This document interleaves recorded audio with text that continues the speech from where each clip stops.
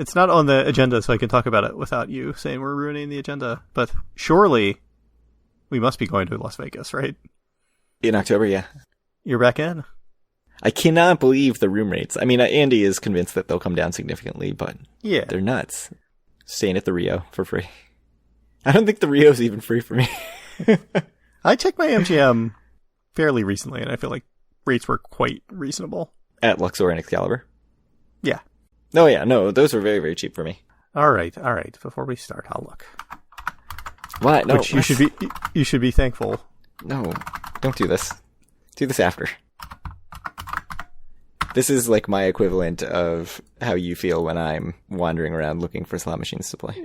When I'm like, let me check my rates right now. Yeah. With the clicking. Click, click, click, click, click, click, click.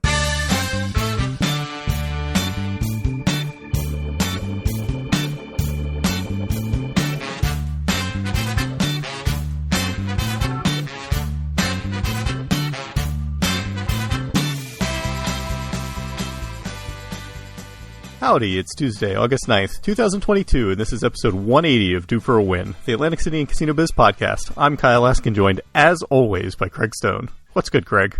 Bonus episode, 1 week after the last episode. What a bonus. Which was only a little more than a week after the previous episode. Yeah? Except that we're probably going to go at least 3 weeks between episodes next time. Terrible. Because of vacation schedules and stuff. So we had to get it in now. So you're saying you cannot record until the week of the 29th of August? Something like that, yeah. All right, that's fine. So be it. What happened in 1880? Only one thing I came up with, which is that, according to the Atlantic City experience, AC's first pier opened. AC legendary for its piers. It was the West Jersey Pier, which both opened and was destroyed in 1880. I cannot find any other information about it. Nothing about how it was destroyed, nothing about what was on it, just nothing. Do you know where it was? No. And pretty much everything just references back to this Atlantic City experience, or just blatantly copies and pastes from this Atlantic City experience thing. So, I don't know. There's very little information about it, but they have a little pier timeline that I'll link to that talks about this as the first pier. Maybe pier technology just improved significantly by the early 1900s when I think the steel pier opened. It had a good run. A couple of days. 1880 to 1880. Yeah. Yes, R.I.P. Anyway, so 1980, a lot happened. It did. The Brighton opened on August 11th. So just to be clear, when we say a lot happened, I mean like a lot happened in the last 4 months when they jammed everything in. Yes. So the Brighton opened August 11th, which later became the Sands, which was not the world's nicest casino, even when I saw it in 2006 or whatever. So bad job with the Brighton. You loved it. The walkway was cool. I have never been there because I didn't start going to Atlantic City until it was an empty lot. Mm-hmm. And I looked up some pictures of the casino floor and it was disturbing. Just low ceilings, everything's mirrored. It was a lot. I did not like it. No. That's my review. My recollection, which is a bit hazy, is that it was not very nice. Yeah, it looked nice. I mean, part of it looked nice from the outside. The actual tower looked basically just like the Trump Plaza. I mean, which we all know is beautiful because it is due for Win World headquarters. That's true. Before it was unjustly imploded without our permission. Yes. There's a certain aesthetic, I guess, of Atlantic City casinos that's just a big white rectangle of rooms. Right. The Sands had it. Trump Plaza had it. The Atlantic Club to some extent. Oh, I'm jumping the gun. Yeah, that's you've jumped too far ahead. So Harrah's opened on November 23rd in 1980. So that makes it the first marina casino, right? Yes. Do you think that they served up a big Thanksgiving turkey? Oh. Thanksgiving dinner? I hope that so. had to be right around Thanksgiving. They had to, I'm sure. Yeah, it's kind of wild. And then Golden Nugget, which is not the Golden Nugget you're thinking of, surely, opened on December 12th. This is the Golden Nugget that Steve Wynn built. It was later known as Bally's Grand, the Grand, Atlantic City Hilton, ACH, and the Atlantic Club. So this is the property that is a little bit south of Tropicana on the boardwalk. Developed by Steve Wynn, designed by Joel Bergman. Also designed the Las Vegas Hilton. Beautiful, as it always has been. MGM Grand, Golden Nugget, Las Vegas, the Mirage, Treasure Island, Paris, and the Rendezvous Tower at resorts. The beautiful Rendezvous Tower. Yeah, when it says that he designed the Las Vegas Hilton MGM Grand, I think that he was like part of a firm that designed them. Right. But then I think he was much, much more involved in like Golden Nugget Vegas, Rendezvous Tower. Yeah. Unfortunately, we're not up to Vegas tripping levels where it's only talk about like, Roger Thomas or whoever and all the designers of these properties. Yeah, we don't know all the ins and outs of the designers and like, pillow choices and just like why they select certain linens and how it gives you a certain sensation when you step in through the door, which is what I aspire to be, but we're just not there. And I mean, partly to blame is the designers of these Atlantic City casinos not stepping up their game enough to make it worth it. I mean, I do like the little guitar touches on Chuck the Hard Rock stuff. He wrote an article on Ocean and on Atlantic City Club. Yeah, Atlantic Club, Atlantic City Hilton. Yeah, he talks all about the Wynn designed touches on that. That article is probably still up somewhere. I'm sure it's still up. But anyway, by 1983, the Gold Nugget was the top earning casino with $262.8 million in gambling revenue. And by the way, they had really spectacular commercials that are, I'm sure, still on YouTube because I know we've shared them out in earlier episodes, I think. So. Yes, most famously Steve Wynn and Frank Sinatra in the commercials. Yeah. So if you want to go seek those out, look for Golden Nugget 1980s commercials on YouTube. I'm sure they'll come up. So what else happened in 1980? Well, so the 262.8 sounds very low, right? Because Borgata last year made $606 million. But the Consumer Price Index calculator I found on the Bureau of Labor Statistics website says that $262 million is now worth $720 million in 2021 dollars. Thanks, Biden. All that inflation. Just just only in the last year. Much, yes. Actually, it's in 2022 dollars, it's even more. Right. It really is. It's like a lot. It's like 1.3 billion. Yeah. Geez. So the other thing that happened in 1980 that is taking up a whole lot of space in our agenda, but hopefully will not take up as much time in the podcast, is that the movie Atlantic City opened in theaters. I know that you've seen Atlantic City, right? That was your homework. Mm-hmm. Yeah, both of us. We watched the trailer. It starred Burt Lancaster and Susan Sarandon. It was nominated for Best Picture, Best Director, Best Actor, Best Actress, and Best Original Screenplay at the 54th Academy Awards. It won a big fat none of them. I don't know. I watched the trailer. It was very hard to tell from the trailer what it was about, but the trailer ends with them imploding the Traymore Hotel as the classic Hollywood trailer guy is like, Atlantic City. And so that's a really good Everyone look at deserves Atlantic a City. second chance. Yeah. The plot from Wikipedia: Sally Matthews, played by Susan Sarandon, is a young waitress from Saskatchewan working at an oyster bar in an Atlantic City casino.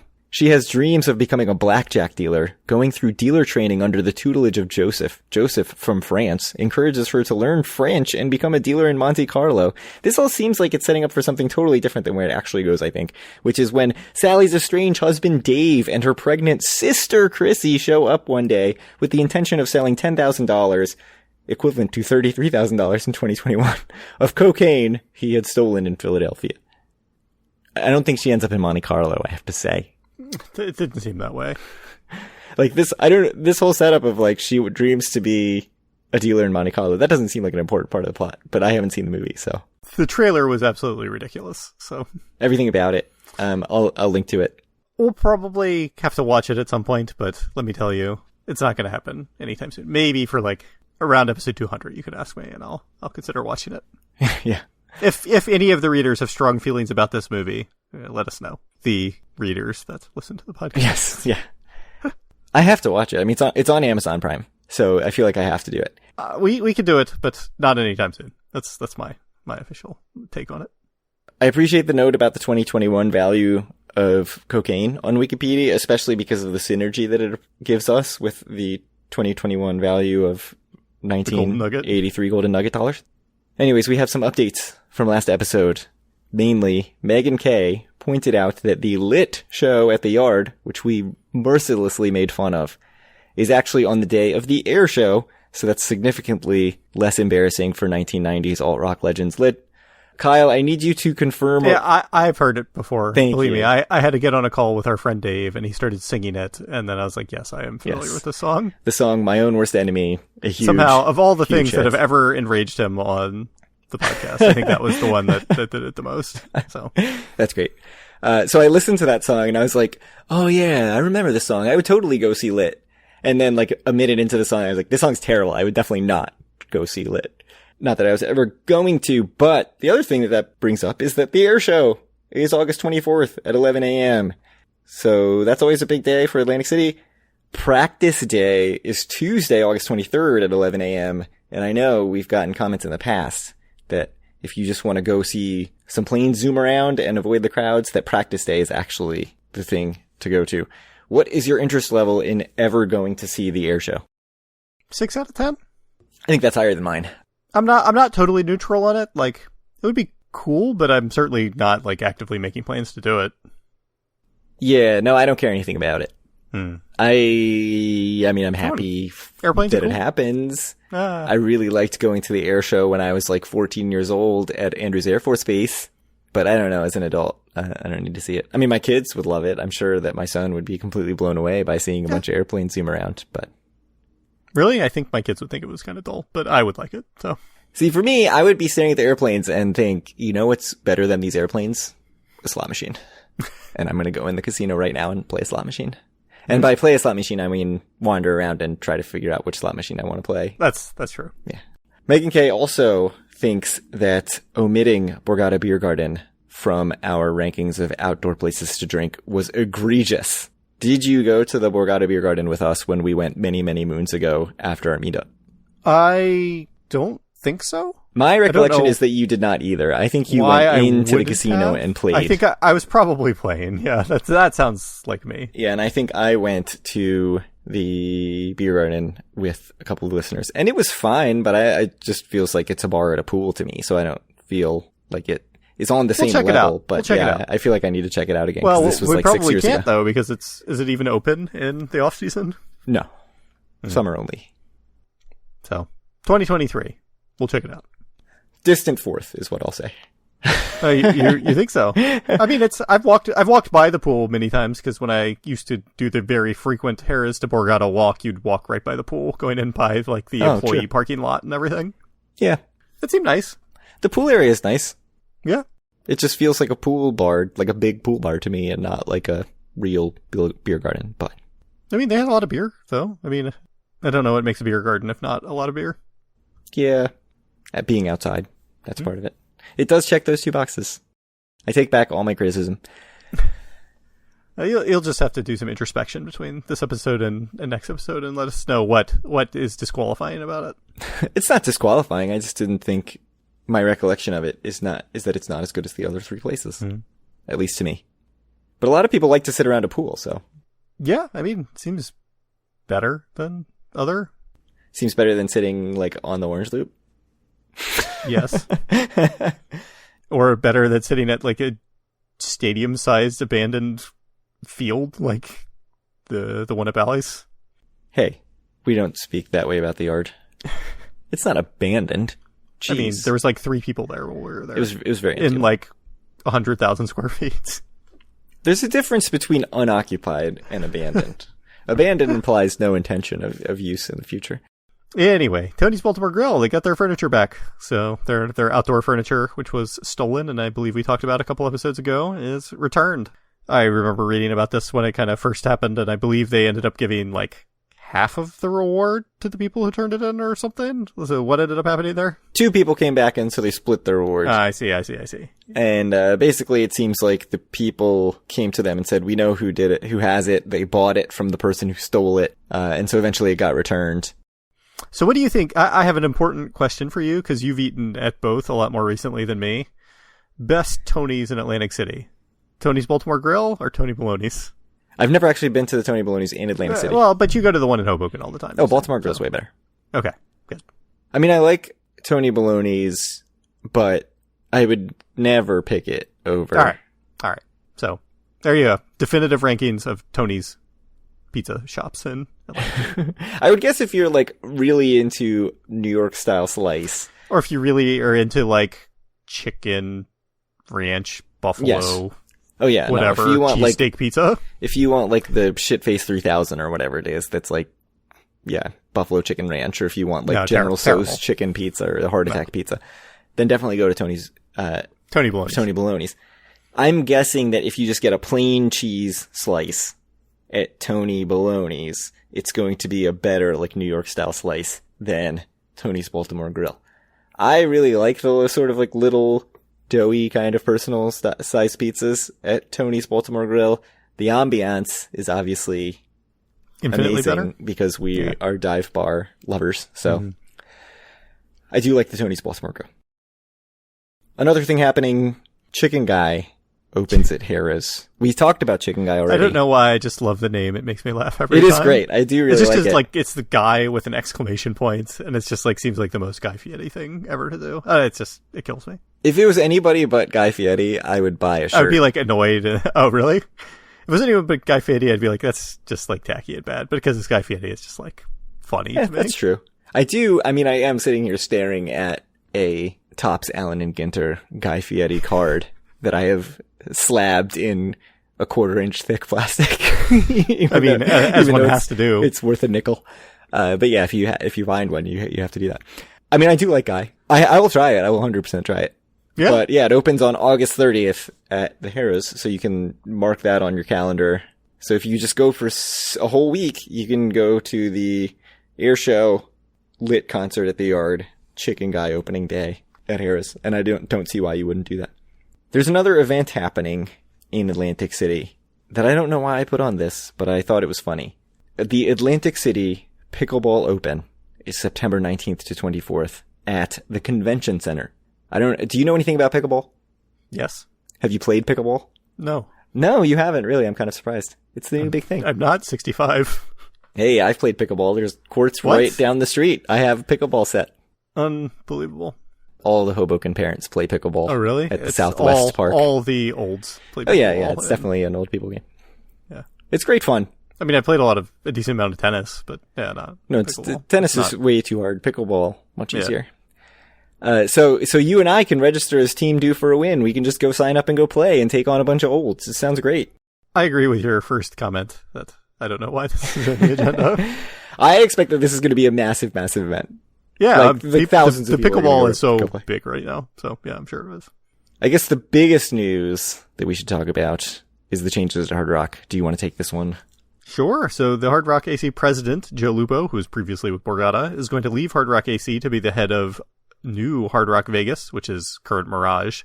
Once that changeover happens, according to the AP, is this Wayne Perry or someone else? Do you know? Yes, it's Wayne Perry. Friend of the podcast, Wayne Perry. Anthony Franca is getting promoted from general manager to president at Hard Rock. He's hired in June, previously the executive VP at Maryland Live.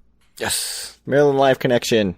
So, I don't know. I know Joe Lupo is extremely well regarded by everyone, and certainly it seems like Hard Rock has been going just up and up since they've opened. So very highly regarded at Borgata. Borgata too. Yep. Regarded at Hard Rock. So he's going to go run the new, Guitar Hotel in Vegas once that opens. Hmm? So this new guy, I mean, he's got big shoes to fill. Anthony Franca. He's got to do a good job. We'll see what happens. If he doesn't, we'll need to see if they can keep the second spot. So yeah, we'll be here to take him down a peg if it goes bad. That's right. That's what we do for a win. Yeah. The absolute watchdogs of casino executives in Atlantic City. So do we know, is there a date for when Hard Rock Vegas is opening? I don't know. Okay. 1995, it says. No. Perfect. Hard Rock Las Vegas plans to open their guitar-shaped hotel in 2025. Oh. So it's a little ways away. Pretty far in the future. Yeah, 1995, I'm sure, was the one that is now the Virgin Casino or whatever. So what I don't know is if they're going to rebrand. I would assume they're going to just rebrand Mirage well before that, while they're building this guitar hotel. Yeah, I'm not sure. For rebranded Mirage. Wow, it says 2025 for the rebranded Mirage. It's crazy. Yeah, I mean, are they going to shut it down and do a complete refurb and open it back up? I don't know. I don't have a lot of information about it. You listen to more Vegas podcasts than me, so it's not my wheelhouse. I'm not up on Vegas. I don't listen to a lot of Vegas stuff. Because I never go, so don't listen to it. There we go. So listener questions. Us all looking into this is exactly what the listeners want to hear during the podcast. Because we don't do our research ahead of time. I really thought I nailed it. I was like, I've got so much research about everything, and not this. You threw one question out there, and I'm just lost. What about listener questions? So Chuck Frayne wants to know, where is a good locals event calendar to be found? There isn't one. That's the sad answer. So this actually launched a lot of conversation on Twitter from Route 40 and some other people, like a woman who runs the This Is AC program. Route 40 said, "This is something we've always wanted to do, but it is really time/effort intensive. A reliable calendar and weekly email would be a hit, but it's a full-time job." So I've always just used the AtlanticCityNJ.com calendar, which is like the Do AC site. But it is extremely casino event heavy, and there are like a couple of venues outside of casinos that it picks up, but not many. And even within the casinos, it really only picks up kind of like the main stage events. It doesn't pick up things like Villain and Saint is having a band on such and such a night, or, you know, the Hard Rock Cafe is having a live band Friday, Saturday, Sunday. So what ends up happening is before I go on a trip, I do end up looking at all the individual casinos to see what their schedule is.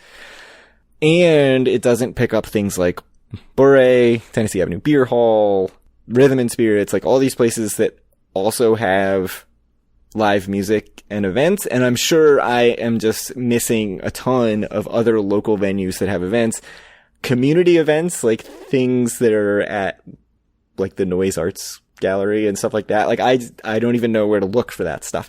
And it seems like that is a common complaint.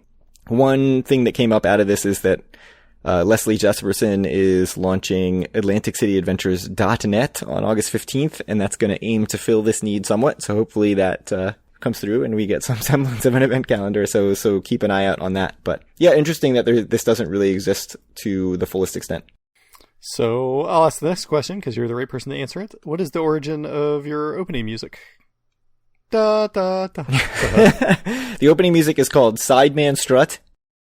And it is GarageBand and iMovie royalty-free music. It is as simple as that. I was editing the very first episode in GarageBand. Issue 1 of DFAW, quite the collector's item. Yeah, you said readers, I said issue, you know. I think it was a hollow foil cover. So I just needed to pick from the royalty-free music, and I thought that the spirit and the vibe of Sideman Strut was exactly what we were going for, and that's been it ever since. All right, so the next question I can probably handle. So can you give a rundown of Trop's mini towers? Location, room quality, most recently renovated, which is good that you've actually done the research here because I wouldn't have that. But yeah, so Trop has 5 towers. The nearest to my heart certainly is the West Tower, where I've spent many nights. You renovated in 2013, but I thought there have been rumors that it's been renovated pretty recently and is not a disaster anymore. Or is that all lies? No, all the like hardwood floors and stuff that you've seen is the latest renovation. That's terrible. So that's awful. Don't go. So what you need to know is not a lot of furniture, hardwood floors, like very sparse. It's not hardwood. It's like linoleum. It's right. Sorry. Hardwood is giving it way too much credit. Yes, it's linoleum to look like hardwood. Mm-hmm. It's terrible. There hasn't been a meth explosion in a few years, which is good. Yeah. So it's gone uphill in that way. But other than that, it's not nice. Don't do it. So there's the North Tower, which is the oldest tower. You say it was last renovated in 2014 to 2015. I have stayed there. The rooms are quite big, but it was old. It was beat. Yeah. It was not nice. You went to that room when I had it in the North Tower, right? It was a big room, but it wasn't good. When you say that I say these have been renovated, I'm going totally by Wikipedia, which is the only source I could find. Unfortunately, the source that would have had all this stuff completely accurate was 7 Stars Insider. Yeah. Yeah, what else? The South Tower, which is the only tower I have not been in. It's the second oldest, renovated in 2018. I hear it's also not very nice, though, so do not recommend, frankly. The Chelsea Tower, which includes both the hotel and, I believe, below it, the annex. Purchased by Trop in 2018, and you took one for the team and stayed in the Chelsea Tower last time you were there. It seemed terrible. Super not renovated. Nothing about it is renovated. I mean, the lobby's very nice. Yeah, the lobby's nice. It's got a Gilchrist. That's good. It does. But yeah, the rooms, the hallways, not great at all. No, not good. We have not been in the annex, though. I hear that they're supposed to be even worse. So yeah, I mean, supposedly that was renovated in 2018, which is around when Tropicana purchased it. But the hotel, the tower itself, is like very motel-y. I've seen pictures of the hallways, and it's like, I don't know about that at all. Did you mention Havana Tower? Did you talk about that? No, I was saving the best for last. And so the newest tower is the Havana Tower, the one that is in the quarter. So that was just built in 2013, renovated in 2016. It is by far, I think, the nicest tower in Tropicana. So if you have to stay at Trop, I heartily recommend the Havana Tower. Yeah, it is the longest walk from the casino. Oh, it is so far from everything. Yeah, a lot of people really like north and south because they're the closest to the casino. Mm-hmm. I think sort of south is probably the most popular for that because it's the most recently renovated. But yeah, I think Havana's nice. I don't mind the walk. There's a high probability that I'm in Havana Tower next trip. So this question is from MJ Frog on Twitter. Surely his real name or their real name. So thank you for that question. And I think, did you say Scott States was the previous question? I did not. But it was indeed Scott States. So a question for you. Apparently this person is a massive QPR fan, John Brennan. His Twitter handle is like QPR01. Yeah. What are your opinions on this article? And the article is Forbes, How the Hard Rock Hotel and Casino Became Atlantic City's Best Resort. So I did not read it. So you'll have to take this one. My first opinion is that I hate the Forbes website. It's like the worst thing ever of 1999-2000 era web design where the content takes up approximately 1.5 inches wide and everything else is pop-up ads. But beyond that, I like Hard Rock a lot.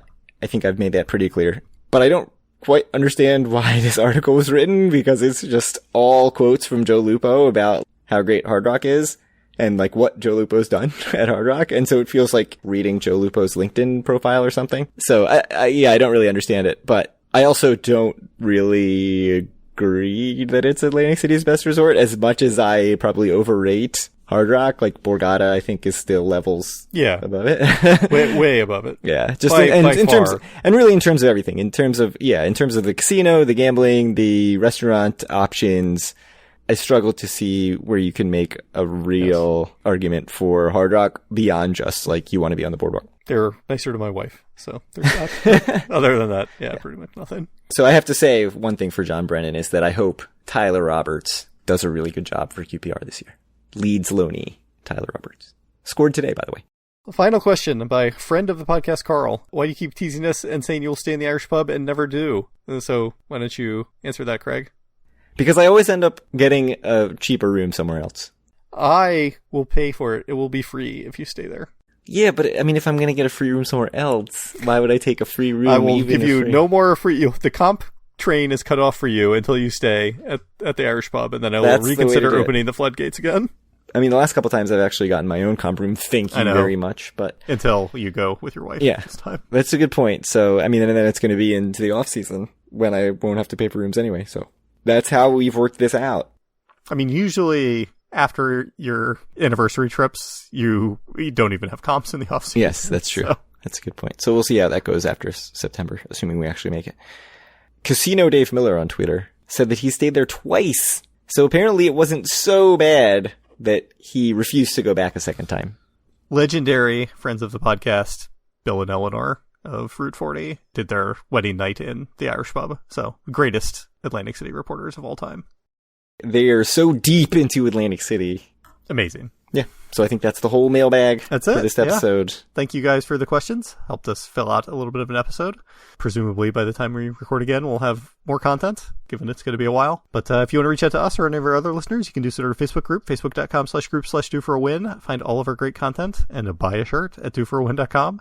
Reach out to Craig on Twitter at DoForAWin or me at Kyle Askin and send Craig some questions to DoForAWin@gmail.com and we will answer them on air, as we have just proven. So, penultimate episode of Boardwalk Empire. Season 5, Episode 7. I have like a whole page of notes, so I feel like you need to do the description, because otherwise I'm going to talk for 10 minutes. I haven't really fully processed it yet, because I think most of the episode I'm just like, I don't want to see Nucky give Jimmy's mom to the Commodore. This is not what I want. And luckily I didn't, but I'm sure that's coming in the finale. Yeah, we do sort of see him becoming the trafficker. Yes, we got to see him become the sheriff. Yes. The old sheriff quit. For that reason, pretty much. Beyond those flashbacks, we got to see a big confrontation between Nucky and Lucky. Yes. It's confusing that they rhyme, but Nucky ended up kidnapping one of Lucky's friends that I don't remember his name. Bugsy Siegel. Sure. The whole time that guy's been in the show, and I never knew that it was Bugsy Siegel until this episode. Yeah, Lucky and Meyer kidnap Eli's son. They do. Poor Willie. And so they end up meeting on a dark road in Atlantic City as one does, to do the handoff. and get back their people, but it was all a setup, and I guess Nucky ends up getting like taken by them or whatever, and says he'll take care of Mastriano just to get Willie back. So which he does. It's Maranzano. Maranzano, not yes. Mastriano. I'm sorry. I apologize to all of our Italian listeners. I think last episode we called him Masseria, but it was Maranzano. Masseria. These names, the names are too similar. Anyways, go on. Again, deepest apologies to all of our Italian listeners. They take care of, let's just call him for my own sake. Yes. And so we get to see Willie kind of thrown out of a car back into the courthouse where he's working. Beyond that, I mean, I think that the big news, it was the unfortunate end of Mickey Doyle. Finally got shot in the neck. With one episode to go. Yeah. Right in the neck. Then again, what's his face? The old guy got shot in the neck and he was fine. That's a good point. That's a good point. Maybe he's not dead. Although he's been kind of sidelined. So we'll see what happens with that in the last episode. And then the feds are moving in on Al. I think that's the other big thing. Yeah, the feds are indeed moving in on Al. But the way they set it up, you thought we were seeing them move in on Al, but instead it was the setup to kill Maranzano. Maranzano, yes. Yeah, I mean, the whole, like, web of connections in the crime families, I found so confusing because it's not really the focus of the show until right now when it is super the focus of the show. I feel like if the whole thing was going to be a big setup for this end, they needed to make this diagram of crime families much clearer and not just be these, like, little 2-minute snippets over the course of the last 2 freaking seasons. But anyways, that's my complaint. Is there anything else that we need to talk about plot-wise in the show? I don't remember anything else that really happened, but I don't know. You have reams of notes. Did I miss anything? Well, so Jillian writes a letter to Nucky trying to get her out of that sanitarium or whatever. We'll see. That's probably gonna happen in the finale, I assume. Yeah, so you kind of get this juxtaposition of, like, Nucky clearly feels bad about probably trafficking girls, including Jillian, to the Commodore, and now he maybe has a chance to, like, save. Yes, it seems like that would be. I mean, we got to see, because, you know, Nucky obviously kicked out the young kid that was with him because he does not want him to live the same life that Nucky lived. At least that's the assumption I had. Whatever that guy's name is. Doesn't matter. The Hick, as Nucky put it. Doyle's assistant. We also got to see Nucky, you know, telling Margaret to short some stock for him.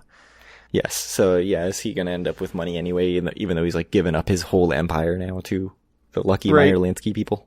So, I don't know. We'll see what happens in the finale. The finale, I'm sure, will be the culmination of Lucky Luciano's real-life story of him becoming the boss of bosses and cutting a deal with everyone, like every mobster in the whole country, basically. It seems like that's going to happen in the finale. We'll probably get to see some Nucky and Jillian, probably some conclusion of whatever this stock scheme Nucky has going on. I'm not sure what else there really is. There's not a whole lot else out there, right? You know, probably something with Eli and his family. Who knows? Yeah. No, that's it. I'll go to jail. Yes, I mean, that's obviously going to happen. Yeah. Yeah, I'm interested to see how it ends, although I'm a little disappointed that it's setting up to be the whole Atlantic City Nucky angle is basically just being used to, like, tell the story of nationwide crime boss Lucky Luciano. And I also don't understand, like, really what Lucky's motive is to go after Nucky in this way, other than just, like, he wants to get as much area as possible. Like, is it just the Florida deal? Like, is that what he's pissed off about? Or is it just, like, he has to have as much as possible, and so... Yeah, no, it doesn't make sense given how Lucky was portrayed in the first few seasons to see him the way he is now. It doesn't, like, there was obviously some jump that happened. And this is, like, significantly after, I guess, season 4 or whatever the last season was. There could have been more build up there, I think. But anyway, we'll see what happens. I have character development qualms with the series. But one episode left, and, you know, maybe it'll just end brilliantly, and I'll come back raving about how great the show is. Yeah. Anyway, well, we'll talk to you guys in 2 or 3 weeks and close out the chapter that is Boardwalk Empire. And we're getting close to closing out, maybe, unless you want to keep it going forever, no matter what. History segments? The history segments. Yeah, so I looked and we started getting really consistent with it around episode 86, 87. We had done it a couple of times before that, but not really much. So we'll see where we're at once we get to there. See what happens. Everybody really enjoy the Atlantic City Air Show and the Free Lit concert at the Yard. That's right. Because it's not sad at all that they're playing at 4 p.m. on a Wednesday, it turns out. No, not sad. Huge crowd. Huge crowd expected. Sad. All right, have a good one.